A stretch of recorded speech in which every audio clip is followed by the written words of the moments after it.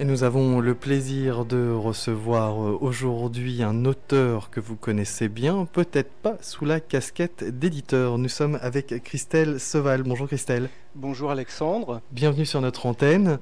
Alors, c'est vrai que les auditeurs t'ont souvent entendu chez nous pour présenter tes livres, tes différents livres sur lesquels tu vas revenir dans quelques instants, mais tu t'es lancé dans une nouvelle aventure il y a quelques temps. Tu as monté ta maison d'édition.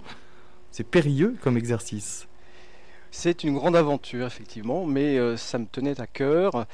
Cette maison d'édition s'appelle Interkeltia et j'ai quitté mes fonctions d'ingénieur au ministère de la Défense l'année dernière pour me consacrer uniquement à cette maison d'édition. Une maison d'édition qui est axée sur le phénomène OVNI Non, pas seulement. C'est-à-dire que j'ai plusieurs collections. Par exemple, une belle collection qui s'étoffe de spiritualité, donc des livres de spiritualité et qui passent justement sur votre antenne, par exemple le vrai Tao, par exemple le Christ revient, voilà. Et effectivement, j'ouvre une collection sur les ovnis. Et le livre que je viens présenter aujourd'hui est le premier livre de cette collection. Alors nous allons en reparler dans quelques instants. Juste avant, et pour rafraîchir peut-être la mémoire à nos auditeurs, tu peux nous faire un court résumé de ta carrière d'auteur, qui est loin d'être terminée d'ailleurs. Effectivement, parce que là je me remets sur l'écriture d'un livre. Pour l'instant, je ne vous dis pas de quoi ça parle, c'est secret. Alors, ça a commencé en 2003 avec un livre sur la métaphysique humite, c'est-à-dire c'est un livre qui s'intéressait exclusivement au dossier Humeau et où je parlais de l'âme, de Dieu, de la mort, de l'éternité, etc., vu par les humites. Il y avait eu beaucoup de livres de parus sur le dossier Humeau et là il y avait une faiblesse puisqu'il n'y avait absolument rien sur cette partie qui est pourtant essentielle puisque ça représente à peu près 300 pages sur 1300 pages des lettres humides, donc voilà un pourcentage quand même conséquent. Et puis dans ce livre qui s'appelle Humeau, un dieu venu d'ailleurs, qui était paru chez JMG Éditions, dont on peut toujours se procurer aujourd'hui, j'ai mis beaucoup de lettres humides dedans pour que le public comprenne bien de quoi il s'agit. Et j'ai eu l'autorisation donc exceptionnelle de la part du possesseur de ces lettres, Raphaël Fariols. Donc j'ai eu son autorisation pour éditer, pour mettre beaucoup de lettres dans ce livre. Donc c'est un livre très très riche. Je sais qu'on m'en parle toujours et je sais que beaucoup de gens l'apprécient énormément. Donc Humeau, un dieu venu d'ailleurs, c'était le premier. Ensuite, tout de suite après, en 2004, il y a eu le plan pour sauver la Terre. Alors, je suis venu en parler à chaque fois qu'un livre sortait, je venais longuement en parler sur les ondes de Radio Ici Maintenant, et je vous en remercie. Le plan pour sauver la Terre, c'était justement l'après Humeau, où je m'intéressais à essayer d'interpréter, de décrypter un peu le phénomène OVNI en général, et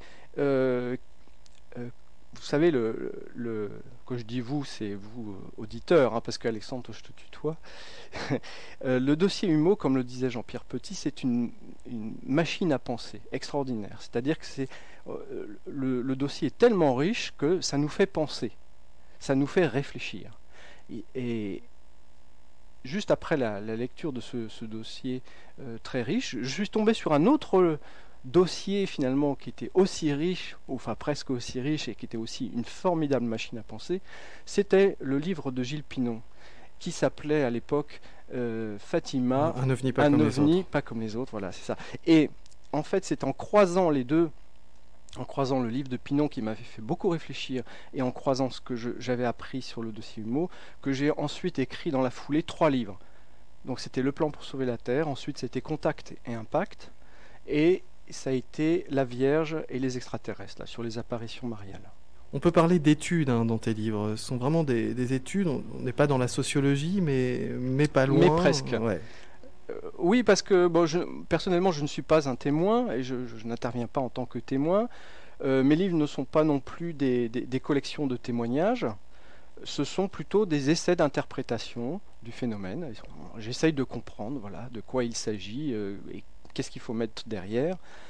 Et donc on peut appeler ça des analyses. Et comme je ne suis pas un scientifique, moi je suis tout juste ingénieur, donc je n'ai pas les compétences pointues nécessaires pour apporter une contribution scientifique vraiment en sciences dures, hein. J'ai fait ce que je pouvais faire, c'est-à-dire je me suis intéressé à l'aspect sociologique particulièrement. Voilà. Donc c'est l'analyse de la situation. Si demain il y avait un contact, dans tous les contextes de la société, dans toutes ses particularités, qu'est-ce que cela changerait? Est-ce qu'on irait vers le bien, vers le moins bien Eh ben ça, c'est tout l'objet du livre Contact et Impact. Tout à fait. Et ce livre, je l'ai écrit suite justement au livre de l'amiral Pinon, parce que Pinon a été le premier, il a été le premier dans des tas de domaines, et c'est pour ça qu'aujourd'hui je suis si fier de rééditer son livre, parce que il n'a rien perdu de son actualité, il n'a rien perdu de sa puissance, et justement Pinon a été le premier à mettre un mot qui est aujourd'hui peut-être un mot utilisé en ufologie, c'est le mot d'ethnocide. Avant Pinon, on n'avait pas très bien saisi, enfin du moins en ufologie, ce que c'était qu'un ethnocide et pourquoi un ethnocide. Et Gilles Pinon a réussi le tour de force de poser ce débat sur la table. Et voilà, moi j'ai repris la balle au bond parce que je me suis dit ah mais oui c'est bien sûr. Et ça m'a entraîné dans des tas de réflexions, des tas d'analyses, et ça a donné lieu à Contact et Impact. Mais le sujet est toujours autant d'actualité aujourd'hui.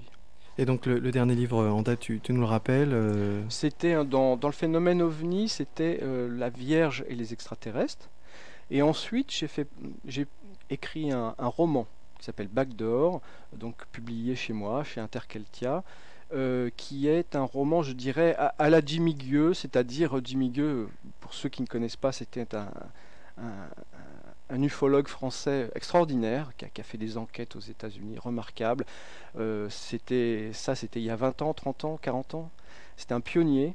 Et Jimmy Gueux avait deux casquettes. Il avait la casquette d'ufologue et en même temps, il était écrivain de science-fiction. Et en fait, il racontait des fictions, des histoires, mais qui mettaient en scène la réalité. Enfin, tout ce qu'il trouvait dans ses enquêtes et tout ce qu'il connaissait, il le mettait en scène dans des fictions. Et c'est vrai que Jimmy a réussi à parler à deux publics, ce qui est aujourd'hui extrêmement dur à faire. Il a réussi à parler aux gens qui sont très attachés à la réalité et qui veulent des enquêtes sur la réalité parce qu'ils sont en quête de la vérité, ils veulent savoir, ils veulent comprendre notre monde, notre univers. Et puis il y a le public qui lit des fictions, qui lit de la science-fiction, qui est plutôt dans l'imaginaire. Et moi je me suis rendu compte que ce n'étaient pas les mêmes. Quand on est soit là, en général, je dis bien en général parce qu'il y a des exceptions, mais en général on est soit l'un, soit l'autre. On est soit dans un camp, soit dans l'autre. Et je trouvais que Jimmy, avec ses fictions très réalistes, justement, permettait d'apporter de l'information parmi le public qui ne lisait que des fictions. Et moi j'ai voulu faire un petit peu pareil avec Backdoor, c'est-à-dire apporter des informations très réalistes à des gens qui ne lisent que de la science-fiction et que de l'imaginaire. Voilà. Tu as décidé, et c'est la raison de ta venue aujourd'hui chez nous, de rééditer donc effectivement ce livre de Gilles Pinon. Alors le titre original c'était Fatima, un ovni pas comme les autres. Là, le titre de ce livre que tu fais paraître donc chez Interkeltia, ta maison d'édition, c'est Le miracle de Fatima, la plus grande opération de communication extraterrestre des temps modernes. C'est dans la collection Enquête OVNI. Je vais te demander pourquoi, dans quelques instants, tu as décidé de refaire paraître ce livre. Mais ce qu'on peut dire déjà par rapport à Fatima, c'est que... il y a un changement de titre. Déjà, il y a un changement de titre. Et il est quand même assez singulier, hein, cet événement de Fatima, parce que je ne crois pas, je ne me souviens pas, à part les vagues, bien sûr, mais d'un événement précis, vu par autant de personnes et oublié aussi vite, finalement, dans la mémoire collective. Alors ça s'explique, hein. Alors tu as raison, il n'y a pas d'équivalent en termes de témoins. Je veux dire, Fatima, c'est la dernière apparition qui a eu le 13 octobre 1917 au Portugal à Fatima, c'est 70 000 témoins. Mais il y a eu aussi des témoins à chaque apparition, donc chaque mois, c'est-à-dire le 13 septembre, au mois d'août, au mois de juillet, etc. Il y a eu 6 apparitions au total. Au début, il y avait quasiment personne, et à chaque fois, la foule s'est agrandie. 70 000 témoins avec, comme l'événement avait été annoncé, prédit donc par la Vierge aux 3 jeunes bergers. Donc c'est ça qui n'a pas d'équivalent aussi, c'est que ça avait été prédit plusieurs mois avant sa réalisation et à l'heure précise, c'était à midi, heure solaire. Bon. Et parmi ces 70 000 témoins, beaucoup d'athées, beaucoup de gens qui étaient des anticléricaux, tout simplement parce qu'à l'époque, au Portugal, on était dans une période vraiment anticléricale. L'Église avait dominé, je dirais, le pays et la politique pendant très longtemps. Et là, depuis quelques années, c'était plutôt la gauche qui était passée au pouvoir. Donc il y avait, je dirais, une espèce de chasse aux sorcières anticléricale qui battait son plein dans le pays. Et par exemple, parmi les témoins, il y avait beaucoup de gens qui étaient venus pour ridiculiser les chrétiens qui croyaient voir la Vierge Marie. Il y avait notamment des journalistes de journaux athées, de journaux matérialistes de Lisbonne, de grands journaux portugais. Et donc, et tous ces gens ont vu la même chose. Et même des gens qui n'étaient pas prévenus et qui étaient à 30 km donc, du lieu des apparitions, à 30 km de là, ont vu des choses dans le ciel. Alors nous allons dans quelques instants revenir sur l'histoire de cette apparition, de ces apparitions. Tu vas nous conter cela. Nos auditeurs d'ailleurs auront vraiment l'intégralité, le détail lorsque nous diffuserons après ton intervention, justement cette émission réalisée avec le contre-amiral Gilles Pinon, où là il revient vraiment dans le détail, mais là nous allons déjà brosser un peu le décor. Avant cela, donc Christelle, tu décides de rééditer une dizaine d'années après le livre du contre-amiral Gilles Pinon, lié d'ailleurs à la lettre envoyée au président Nicolas Sarkozy, mais pas uniquement, envoyée un peu partout, on va en reparler dans quelques instants. Pourquoi rééditer, je vais te dire, aussi vite ce livre ? Est-ce que tu penses qu'il n'a pas eu l'audience qu'il méritait ? Oui, exactement, parce qu'il a été édité à compte d'auteur. Ensuite, parce que Gilles Pinon a eu des difficultés avec son éditeur, ce qui fait que le livre s'est retrouvé en rupture de stock. Aujourd'hui, il est absolument introuvable. D'ailleurs, Joël Ménard, dans Lumière dans la nuit, a eu ce commentaire que c'était bien dommage. Je crois que c'est même Joël qui a fait un appel à la republication de ce livre. Et moi, bon, c'est pour des tas de raisons.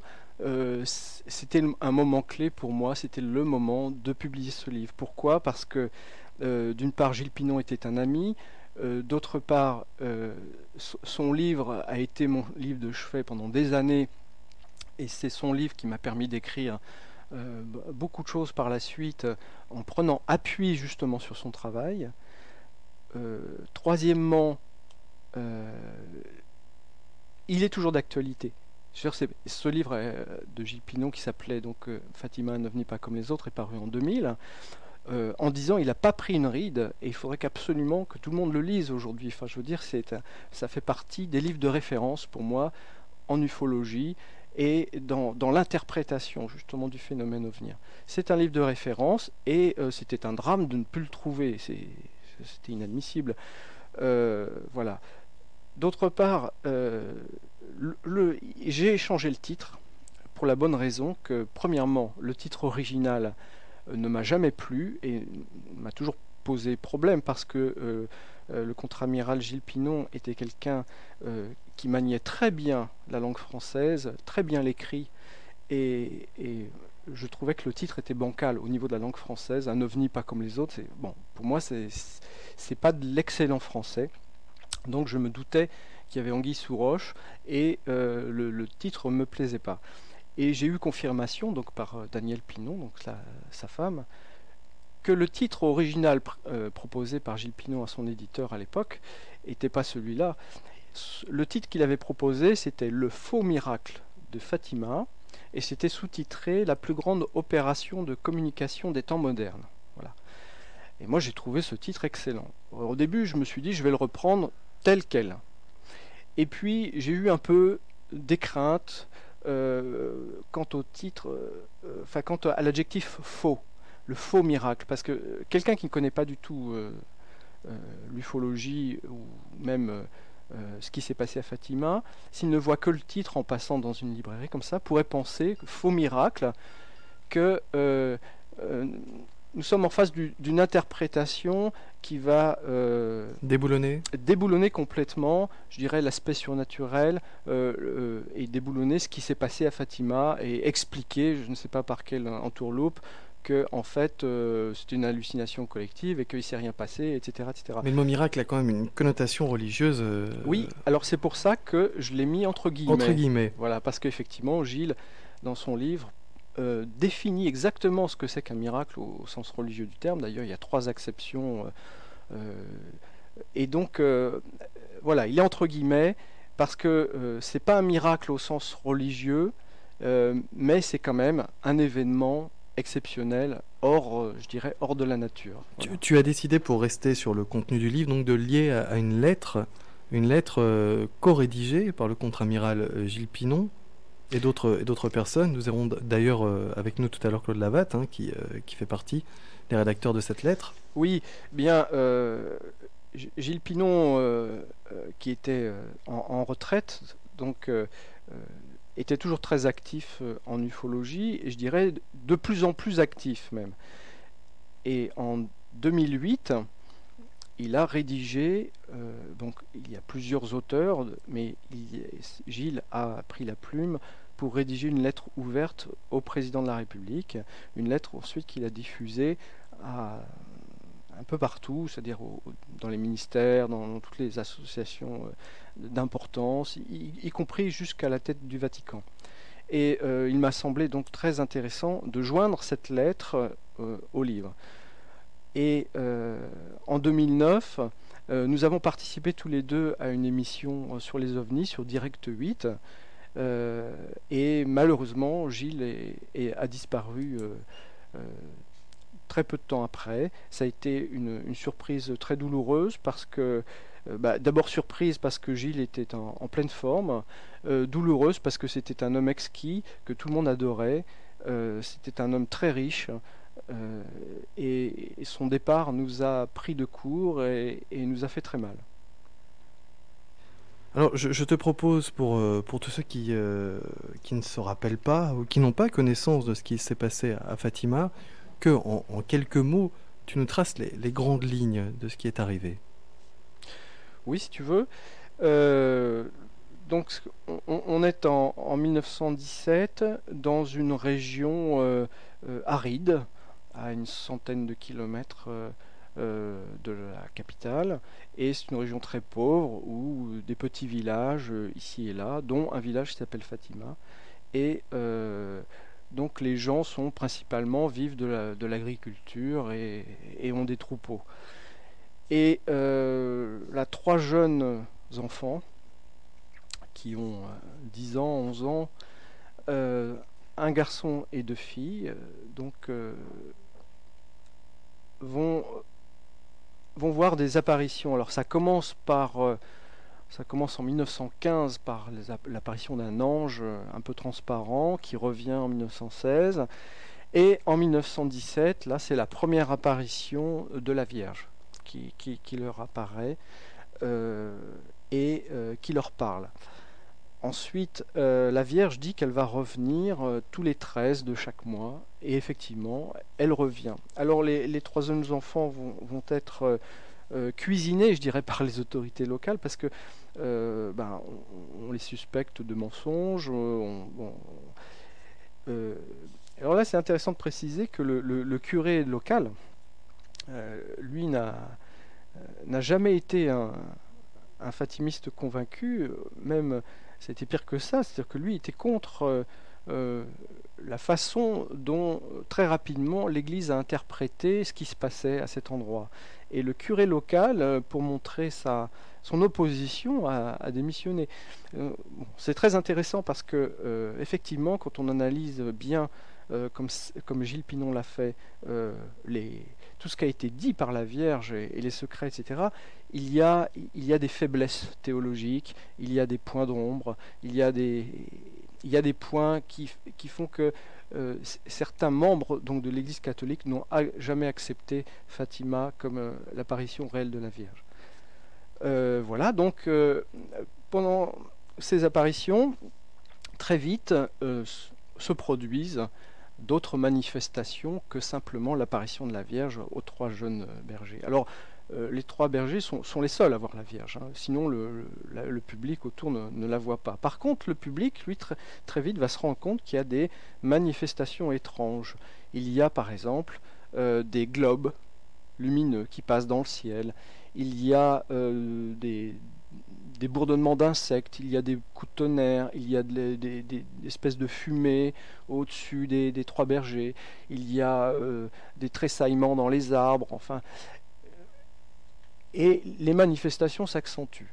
Et il y a plusieurs fois, notamment, ce qu'on appelle des pluies de cheveux d'ange. Alors, en ufologie, c'est très connu. Alors, ça a plusieurs noms. On peut l'appeler cheveux d'ange, on peut l'appeler les fils de la Vierge, on peut l'appeler des pétales de rose, on peut l'appeler... Enfin, ça porte plein de noms. Qu'est-ce que c'est que ce phénomène? C'est des sortes de pétales blancs qui tombent du ciel et qui se subliment au moment d'atterrir au sol, c'est-à-dire qu'ils s'évaporent très rapidement. C'est quelque chose de connu aujourd'hui parce que c'est très lié aux manifestations OVNI. Ça a été donc constaté très souvent lors d'apparitions d'OVNI, et ça a même été prélevé et ça a même été analysé plusieurs fois, notamment par des Américains. J'en parlais dans mon livre La Vierge et les extraterrestres. Donc je dirais que très vite le public voit des manifestations supplémentaires qui en 1917 sont complètement, je dirais, étranges. Enfin, on ne sait pas à quoi les raccorder, alors qu'aujourd'hui, ces mêmes manifestations, on sait très bien qu'elles font partie du phénomène OVNI, puisque des milliers et des milliers de témoins dans le monde entier les ont vus à diverses reprises, et ça a été collationné dans la littérature, dans les enquêtes, et qu'aujourd'hui, donc, c'est une base quand même une base de fait solidement acquise.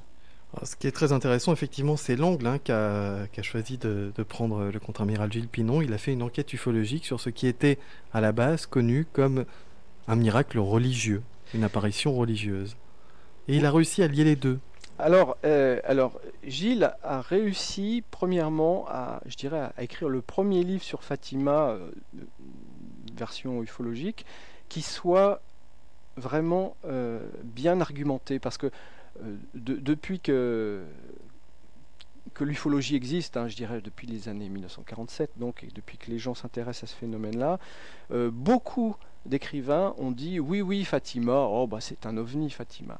Alors, c'est une chose de le dire, c'en est une autre de l'étudier, de l'analyser, de l'argumenter, etc.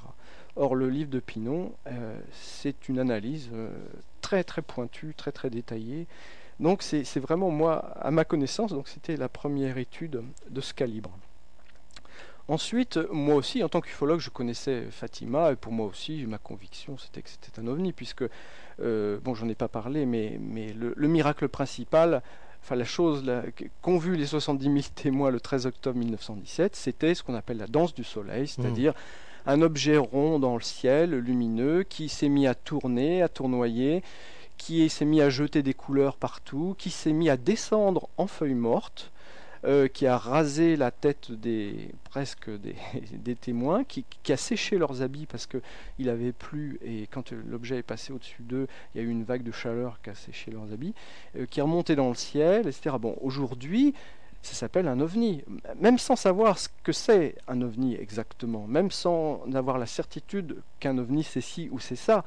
En tout cas, c'est ce qu'on regroupe sous l'étiquette ovni. Ce sont des objets qui ont ces comportements, notamment la descente en feuilles mortes, notamment le tournoiement, etc., l'éclairage de toutes les couleurs. Bon.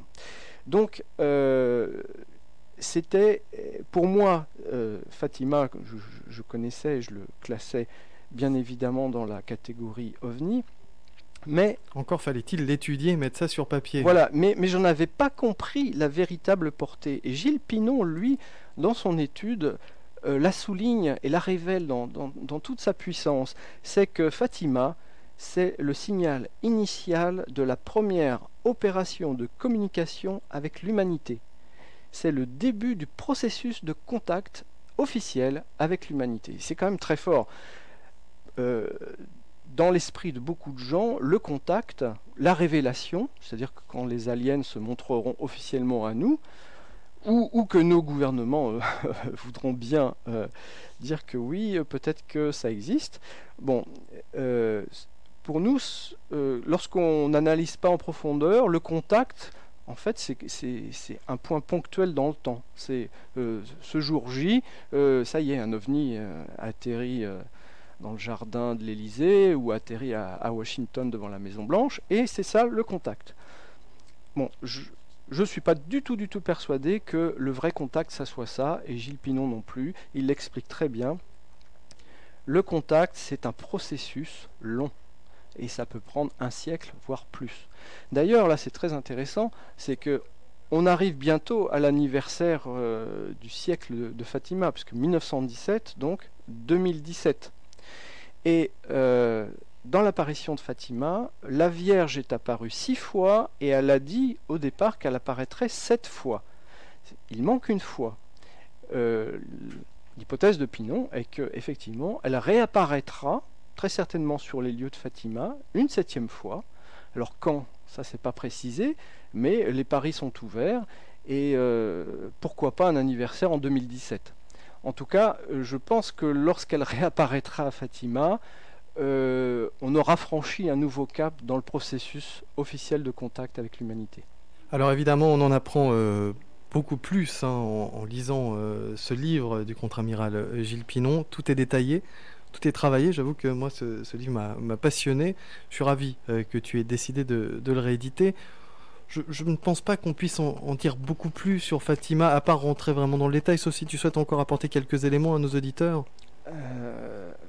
Alors, que puis-je apporter comme élément aux auditeurs? Oui, alors, la plupart des interprétations quand même de Fatima sont d'ordre religieux, hein, et aujourd'hui ça continue. Des écrivains expliquent que c'est la Vierge qui a parlé, etc., etc.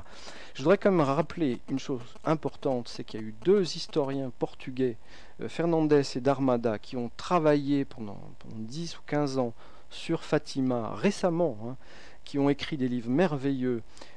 Donc ils ont eu l'accès, qui était un accès interdit jusqu'alors, aux documents qui sont conservés par les jésuites, parce qu'il faut voir que Fatima a été tout de suite prise sous le contrôle des jésuites, et notamment la principale voyante, Lucia, qui était une fille sans éducation, assez sotte.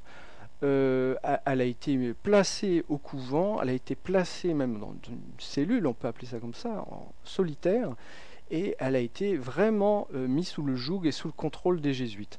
À tel point, par exemple, c'est que le fameux 3e secret de Fatima a été écrit par Lucia en 1944, soit quasiment 30 ans après l'apparition de 1917. Et c'est pour ça que le 3e secret de Fatima est vraiment sujet à caution, parce qu'on peut se dire que c'est les jésuites qui ont voulu faire passer un message à travers elle. Donc ces historiens portugais, grâce aux documents d'époque, ont réussi à montrer que la véritable apparition de la Vierge à Fatima, donc dans les premiers témoignages écrits, notamment à travers les premières notes du chanoine Formigao ou vicomte de Montello, c'était les mêmes personnes en fait qui étaient le premier chroniqueur de Fatima, ces premières notes montrent des choses très très très différentes de ce que l'on a retenu par la suite. C'est-à-dire que cette Vierge qui apparaît, d'abord, elle a une robe courte qui lui arrive aux genoux. Ça, d'ailleurs, ça a posé tout de suite d'immenses problèmes à l'Église pour interpréter, parce que c'était pas possible, quoi, que la Vierge paraisse dans de tels habits. Ensuite, cette entité avait un globe au niveau de la poitrine, une espèce de médaillon en forme de boule au niveau de la poitrine. Et ça, c'est les témoignages des enfants en 1917. Hein. Et très vite, l'Église a transformé cette réalité en, je dirais, l'image d'Épinal qu'on a, par exemple, de la Vierge de Lourdes ou de la Salette. Donc cette boule s'est très vite transformée en cœur et en Sacré-Cœur. Donc on est passé très vite d'une entité en robe courte avec une boule à l'image de la Vierge Marie en robe longue avec un Sacré-Cœur. Donc tout ça pour dire que je me méfie beaucoup des interprétations religieuses au premier degré qui partent du principe que le troisième secret et les secrets révélés par Lucia dans la littérature sont à prendre au premier degré. Voilà. Je vous rappelle que vous êtes à l'écoute de Radio Ici et Maintenant, 95.2, et que nous sommes aujourd'hui avec Christelle Seval, non pas l'auteur mais l'éditeur de la maison d'édition Interkeltia. Il nous propose aujourd'hui son nouveau livre. Il refait paraître Le miracle de Fatima du contre-amiral Gilles Pinon, ainsi que la lettre envoyée au chef d'État, au Vatican et autres, sur laquelle nous allons revenir dans quelques instants. Nous allons maintenant passer au deuxième chapitre, j'ai envie de dire, de ce livre, Le miracle de Fatima, paru aux éditions Interkeltia. Ce chapitre concerne donc cette fameuse lettre. Nous allons être en relation avec Claude Lavatte dans quelques instants, qui est l'un des co-auteurs de cette lettre. Alors, tu nous en dis quelques mots, Christelle, avant qu'on accueille Claude? Oui, alors, en 10 ans, donc, ce livre qui n'a pas pris une ride, malheureusement, n'a pas fait énormément bouger les choses, je dirais, au niveau du public, et ni même au niveau de l'État. D'où l'idée, je pense, de cette lettre pour faire un peu bouger les choses. Donc c'est une lettre ouverte au président de la République qui demande d'investiguer sérieusement le phénomène OVNI. Et cette lettre dit entre autres que le GEPAN, qui est l'organisme quasi-étatique chargé donc d'enregistrer les phénomènes aériens bizarres, que le GEPAN n'a ni les moyens, ni les compétences, ni la mission, en fait, d'interpréter ce phénomène OVNI. Et j'en avais discuté avec Gilles. Pour lui, c'était très important de souligner que tout était dans le mot mission. Parce qu'effectivement, quand un organisme étatique fonctionne avec une lettre de mission, avec un objectif, il n'a jamais été dans l'objectif du GEPAN d'essayer de comprendre le phénomène OVNI, d'essayer de l'interpréter, de l'analyser. Non, il n'est pas là pour ça, il est là juste pour collecter les témoignages et faire peut-être une base de données en ligne, mais ça ne va pas plus loin. Donc, Gilles Pinon avait le sentiment qu'il y avait un moyen d'agir, c'était de faire en sorte que l'État soit plus sensibilisé au phénomène OVNI par ce qu'il appelle le principe de précaution, qui est effectivement inscrit dans la loi. Et en faisant appel à ce principe de précaution, eh bien, on pouvait d'une certaine manière peut-être amener l'État à se pencher plus près du phénomène OVNI, en présentant le phénomène OVNI non pas forcément comme une menace, mais comme une inconnue, et qui justifiait quand même d'agir et d'utiliser le principe de précaution. Claude Lavatte, bonjour. Oui, bonjour les auditeurs de RIP, bonjour Alex, bonjour Christelle Seval. Comment... Oui, je crois que Christelle vient de bien résumer, trop rapidement peut-être un petit peu à mon goût, la lettre en question. Alors comment s'est passée la rédaction de cette lettre? Alors la rédaction, il faut quand même préciser que l'idée originale de faire quelque chose, je dirais, aux alentours du mois de mars 2008, a été mise par Jacques Costagliola. Et Jacques Costagliola pensait qu'une bonne solution serait de monter une pétition. Mais alors, en réfléchissant à nous trois, là, qui nous connaissions bien déjà auparavant, nous avons pensé que du point de vue pratique et du point de vue efficacité, il serait peut-être plus judicieux de présenter la chose sous forme d'une lettre ouverte au président de la République, plutôt qu'une pétition qui nous risquait de ramasser que quelques centaines de voix maximum, alors que la moindre des pétitions actuellement pour n'importe quoi ou un peu pour tout collecte des milliers de voix, des milliers de signatures, si bien que notre pétition aurait pu passer dans l'oubli. Voilà la genèse un peu de la lettre. Donc nous nous sommes réunis par téléphone ou quelquefois physiquement à Versailles, chez Jacques Costagliola, et nous avons rédigé en commun cette lettre, mais essentiellement c'est Gilles Pinon qui a fait le travail.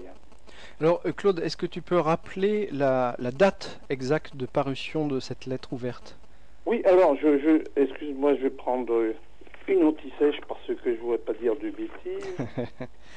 Voilà, donc la lettre a été signée par nous le 14 avril 2008 et envoyé dans les quelques jours qui suivaient au président de la République. Alors, est-ce que tu peux rappeler aussi quels sont les co-signataires? Alors, les co-signataires, donc essentiellement, je dirais, enfin, si vous voulez, Gilles Pinon, Jacques Costaguillola, moi-même, Claude Lavatte, Alain Labec, Vincent Morin et Rémi Saumon. Et Francis Collot, non? L'aurais-je oublié. Oh oui, parce que j'ai mis la liste en fait dans le livre et oui, oui, toutes mes excuses pour Francis Collot. Oui, effectivement, le chirurgien Francis Collot l'a signé également. Il ne sera pas vexé, l'oubli a été réparé immédiatement. Quelles ont été justement les retombées à cette lettre? Parce qu'évidemment, quand on écrit une telle lettre, on attend des retombées. Évidemment, oui. Alors, il s'est passé quelque chose, une réponse? Oui, alors Gilles Pinon a reçu des réponses qu'il nous a immédiatement transmises.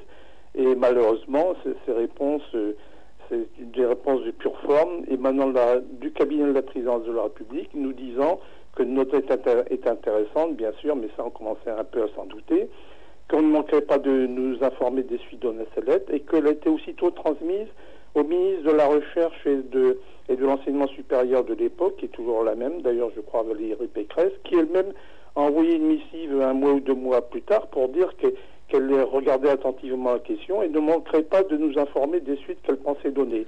Bon, on attend toujours les suites en question. Bon, par une très bonne chance, j'ai pu faire communiquer du moins directement au président de la République, à Nicolas Sarkozy, un exemplaire de la lettre en question, de notre lettre, pour être sûr qu'elle était bien arrivée sur son bureau. Et cela s'est passé au Salon du Bourget en 2009. Au dernier Salon du Bourget, début juin 2009. Est-ce que, à votre avis, à tous co-signataires de cette lettre, le ministère de la Recherche est le point de chute idéal pour une telle lettre? Très bonne question, mais ça, nous n'avons pas voulu court-circuiter le président de la République, puisque nous pensions quand même, peut-être à tort, mais on verra bien, que c'était lui qui était au carrefour, à l'aiguillage d'orientation de cette lettre au sein du gouvernement. Donc ce n'était peut-être pas à nous d'orienter tout de suite cette lettre vers un des collaborateurs du président. C'était au président de le faire lui-même, nous avons pensé à l'époque. Avez-vous l'impression d'avoir été pris au sérieux? Très bonne question, mais la réponse, eh bien, je n'en sais rien. Je n'en sais absolument rien, on n'a pas d'écho, ou de faibles échos peut-être, mais ça, je ne peux pas en parler dans les médias. Mais enfin, il y a peut-être un espoir très léger de ce côté-là, mais c'est un peu prématuré pour en parler. Christelle Sauval? Oui, alors, puisqu'on parlait du ministère de la Recherche, moi j'ai eu une petite aventure qui peut un peu éclairer les auditeurs. J'ai été amené avec Jean-Pierre Petit à rencontrer Valérie Pécresse pour pousser un projet de recherche sur la Z-machine. Bon, c'est je fais rapide, c'est une machine à fusion nucléaire à base de striction magnétique. Voilà. Donc Jean-Pierre Petit alertait en fait le gouvernement sur le fait que cette machine est développée par les Américains, par les Russes et rien par les Français. Et Jean-Pierre Petit venait avec une lettre d'un grand savant, pas soviétique mais russe maintenant on dit, une lettre justement de coopération avec la France. Et ce qui s'est passé, ça a été vraiment ubuesque, vraiment. C'est-à-dire que Pécresse nous a dit, bon écoutez, moi j'y connais rien en sciences, donc prenez rendez-vous avec mon conseiller scientifique, Édouard de Piron. Ministre de la Recherche, je ne connais rien en sciences. Voilà, donc on pensait que être reçu par le conseiller scientifique du ministre, donc ça allait nous permettre de présenter le projet. Et en fait, ce conseiller scientifique, c'était un tout petit jeune qui sortait de l'école, qui avait un bureau dans une chambre de bonne, vous savez, là, dans les derniers étages du ministère. La salle de réunion, c'était 5 mètres carrés et il n'y avait pas de rétroprojecteur, il n'y avait pas d'ordinateur. Il a fallu qu'on sorte les feuilles et les crayons pour lui expliquer. C'était ubuesque, quoi. Est-on sûr qu'il s'agit bien d'un personnel du gouvernement? le conseiller en question. Oui, C'est pas un stagiaire qui passait par là par hasard. Non, mais écoutez, on a, c'est vrai, rencontré Valérie Pécresse et Édouard de Piron, j'ai eu son secrétariat, etc. Et non, il n'y avait pas d'erreur sur la personne. Ah bon. Mais simplement, voilà ce que c'est que le conseiller scientifique aujourd'hui en France. Hein. C'est un petit jeune qui sort d'école et dans son bureau, il n'y a même pas de quoi brancher un ordinateur. Voilà, donc c'est assez étrange. Alors peut-être que c'était fait exprès pour nous impressionner dans le mauvais sens, oui, c'est possible. Mais c'est pour ça que je me demande comment ce conseiller scientifique a-t-il pu finalement recevoir cette lettre. Bon, si j'extrapole, je crois qu'effectivement c'est vite parti dans le tas des affaires à suivre de très très très très loin. Alors Claude Lavatte, en tant qu'ami de Gilles Pinon et co-auteur de cette lettre, j'imagine la satisfaction de la voir à nouveau paraître. Ah, tout à fait, oui, j'étais heureusement surpris, mais je dois dire que je n'en attendais pas moins de Christelle Seval. D'ailleurs, j'en profite au passage pour remercier de rééditer ce livre, et en espérant qu'il y aura un peu plus de publicité et donc de gens à lire ce livre que pour la première édition, l'édition originale, qui a été faite par un éditeur totalement défaillant, et j'en parle en connaissance de cause, malheureusement. Et donc, j'ai pensé qu'il n'était pas surprenant de trouver cette lettre en annexe du texte d'origine du livre de Gilles Pinon. Alors, justement, je rebondis, Claude. Je dis aux auditeurs que vous pouvez vous procurer ce livre sur www.interkeltia.com. Interkeltia, ça s'écrit INTERKELTIA. Claude Lavatte, on va vous laisser là. Maintenant, merci beaucoup pour votre intervention. Quelque chose à rajouter peut-être avant ? Non, je confirme, j'espère que ce livre aura beaucoup de lecteurs et fera avancer un petit peu, si possible, la question ufologique, du moins en France. Merci. C'est une des plus graves questions auxquelles nous ayons affaire, peut-être que l'humanité a rencontré depuis qu'elle est un peu consciente de quoi que ce soit. Merci beaucoup Claude Lavatte et à très bientôt. Merci, au revoir. Au revoir. Christelle, donc que dire en plus rapidement? Oui. Eh bien, la contribution du contre-amiral Gilles Pinon dans ce livre, c'est pas seulement son analyse de Fatima, c'est pas seulement l'éclairage sur ce nouveau concept qui s'appelle un ethnocide, c'est aussi l'utilisation de la méthode des états-majors de l'armée qu'il appelle la méthodologie hypothético-déductive. Alors Gilles Pinon y tenait beaucoup, il l'illustre très bien dans son livre et je voudrais vraiment appuyer là-dessus parce que c'est une contribution majeure de Gilles. C'est-à-dire que aujourd'hui, la plupart des ufologues et des enquêteurs utilisent une méthode inductive, qui est la méthode la plus naturelle, qui est de dire, voilà, je ramasse des informations, des détails, c'est-à-dire des faits, voilà, il y a des observations, il y a des faits, et à partir de là, j'essaye de remonter au général et d'en déduire justement une situation générale. J'essaye d'expliquer ces faits, ces observations, par une situation plus générale. Le problème de cette méthode qu'on appelle l'induction, c'est-à-dire on va du particulier au général, c'est que on peut aboutir à n'importe quelle hypothèse générale. Voilà. Et c'est vrai, ça part dans tous les sens. Hein. Vous avez toutes les hypothèses sur le phénomène OVNI qui circulent sur Internet et dans la littérature.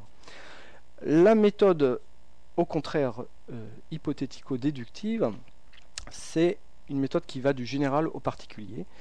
Et elle a ceci de quand même très intéressant, premièrement, c'est qu'elle a fait ses preuves, elle a donné ses preuves, parce que c'est la méthode utilisée par l'armée, justement, pour connaître l'ennemi.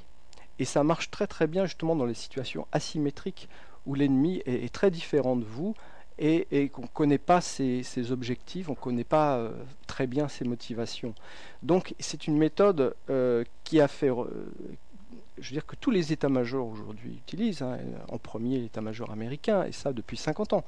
Donc c'est une méthode qui est bien éprouvée et qui a porté beaucoup de fruits.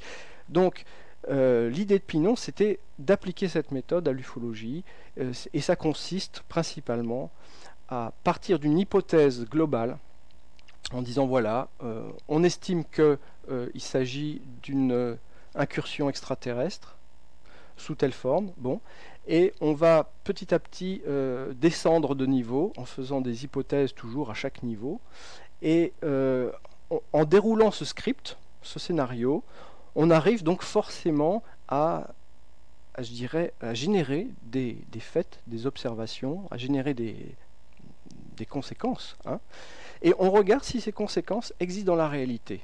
Alors si ces conséquences, on les retrouve dans la réalité, on peut supposer donc toutes nos hypothèses sont bonnes, à partir du moment où elles sont quand même bien argumentées. Et argumentées, je dirais, par nos connaissances, hein, nos connaissances scientifiques, nos connaissances philosophiques, nos connaissances, etc., géopolitiques. Bon.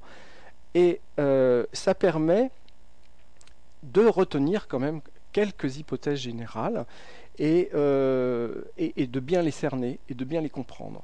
Et c'est ce qu'a fait Gilles avec le miracle de Fatima, c'est qu'il a posé donc des hypothèses, et par cette méthode, il est arrivé finalement à valider ces hypothèses en fonction des résultats qu'il obtenait, qui concordent avec les preuves que l'on retrouve et les observations. En conclusion, Christiane, nous ne pouvons que conseiller à nos auditeurs de lire ce livre qui est donc paru aux éditions Interkeltia. Sur Internet, c'est interkeltia.com. www.interkeltia.com. C'est le miracle de Fatima, la plus grande opération de communication extraterrestre des temps modernes. Et c'est évidemment un livre du contre-amiral Gilles Pinon, qui n'est plus avec nous aujourd'hui, mais ses écrits restent. Christelle. Oui, avant de terminer, je voudrais préciser quelque chose, parce que j'ai eu beaucoup de coups de fil, de mails, de gens qui me disaient oui, eh bien, l'armée est au courant, l'armée sait, puisque ce livre a été écrit par un contre-amiral. Non. Alors justement, je voudrais vraiment revenir sur cette assertion. C'est pas parce que Pinon a fait cette étude que cette étude est acceptée au sein de l'armée, je dirais d'une façon générale. Pas du tout. Pas du tout. C'est comme le rapport Cometa aussi. On fait souvent l'erreur de croire que le rapport Cometa est issu finalement de l'armée et que l'armée l'a approuvé. Pas du tout. Le rapport Cometa, ça a été fait par un petit nombre de personnes au sein d'une association qui était en dehors de l'armée, et ces personnes n'ont pas été, je veux dire, les travaux qu'ils ont faits au sein de Cometa n'ont pas été vraiment reconnus au sein de l'armée. Ils sont vraiment marginaux. Pinon, c'était pareil. À tel point, moi j'ai une anecdote, c'est que avant de partir du ministère de la Défense, j'ai travaillé un petit peu pour le Conseil général des armées dans ce qui s'appelait prévoir les menaces futures. Et dans la prévision des menaces futures, le CGA, donc le Conseil général des armées, faisait appel à des groupes de scientifiques, à des groupes d'ingénieurs, à des groupes, etc., de scientifiques aussi en sciences molles, hein, sciences sociales, etc., pour essayer donc d'imaginer tout ce que pouvaient être les menaces futures, qu'elles soient militaires, mais pas seulement militaires, aussi n'importe quoi, économique, bactériologique, pollution, réchauffement, enfin bon, pour pouvoir évidemment établir une stratégie un petit peu cohérente de prévention, quoi, de toutes ces menaces. Et dans ce cadre, moi j'étais invité non pas en tant qu'ingénieur du ministère de la Défense, mais en tant qu'écrivain de science-fiction. Parce qu'ils se sont dit, finalement, les écrivains de science-fiction ont beaucoup d'imagination, et peut-être qu'ils ont pensé à des trucs auxquels nous, on n'a pas du tout pensé, et donc on va les faire participer à un groupe de travail. Voilà. Donc dans ce groupe de travail, moi j'ai tout de suite mis sur la table, bon, qui était présidé par un général, et il y avait des hauts gradés dans cette séance de travail. J'ai parlé du travail du contre-amiral Pinon, et j'ai parlé donc du phénomène OVNI et de la lettre ouverte au président, puisque cette réunion avait lieu après, et j'ai présenté le phénomène OVNI donc comme une, entre guillemets, menace potentielle. C'est ce que disait Pinon dans sa lettre. Les gens m'ont regardé comme si j'étais fou. Personne ne connaissait Pinon, et on m'a pris pour un joyeux troublion. Donc moi, mon expérience, et d'ailleurs j'en avais parlé avec Gilles, mon expérience, c'est qu'aujourd'hui dans l'armée et au sein de l'armement en général, le phénomène OVNI, c'est pas étudié, c'est laissé pour compte, et aujourd'hui, aucun haut gradé ne prend en considération ce phénomène. Moi, c'est ce que j'ai pu constater. Voilà. C'est ce que tu as constaté, et pourtant on voit la déclassification d'énormément de dossiers un peu partout sur la planète de la part des hautes autorités. Oui, mais déclassification pour mieux les enterrer. Enfin, je veux dire, quand les Anglais décident d'arrêter justement d'investiguer sur le phénomène OVNI, alors qu'est-ce qu'ils ont fait avant de dire qu'ils arrêtaient? Ils ont mis leur dossier en ligne. Enfin, moi, je trouve que ça ressemble plus à une opération de désinformation et de camouflage plutôt que vraiment une opération de divulgation.